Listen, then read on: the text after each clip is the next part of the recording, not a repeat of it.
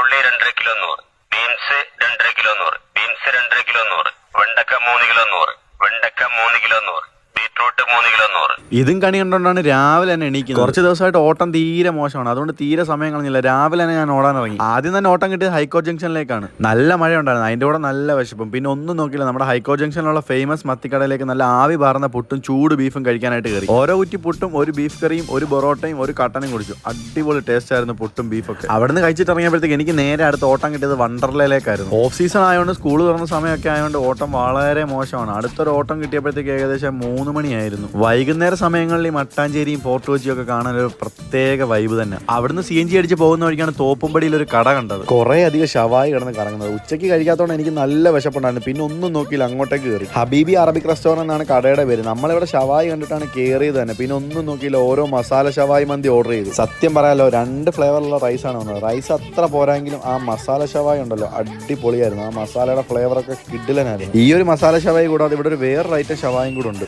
Lebanese creamy ഷവായ. ഒരു അഫ്ഗാനി ചിക്കന്റെ ടേസ്റ്റും ഫ്ലേവറും ഒക്കെ ഉള്ള ഒരു കിഡിലൻ ഐറ്റം. ഈ 2 ഷവായും എനിക്ക് ഒരുപാട് ഇഷ്ടപ്പെട്ടു. മന്തിയും കട്ടനും, ആഹാ അടിപൊളി കോമ്പോ. അങ്ങനെ അതെല്ലാം കഴിച്ചു കഴിഞ്ഞാൽ അവിടെ നിന്ന് ഇറങ്ങി. അങ്ങനെ ഫുഡൊക്കെ കഴിച്ച് അവിടെ നിന്ന് ഇറങ്ങി. ട്രിപ്പ് അടിക്കുന്നേ ഇല്ലായിരുന്നു, ഓട്ടം വളരെ മോശമായിരുന്നു. അങ്ങനെ ഒരു 8:30-9 മണിയൊക്കെ ആയപ്പോഴത്തേക്ക് ഞാൻ നേരെ റൂമിലേക്ക് പോയി.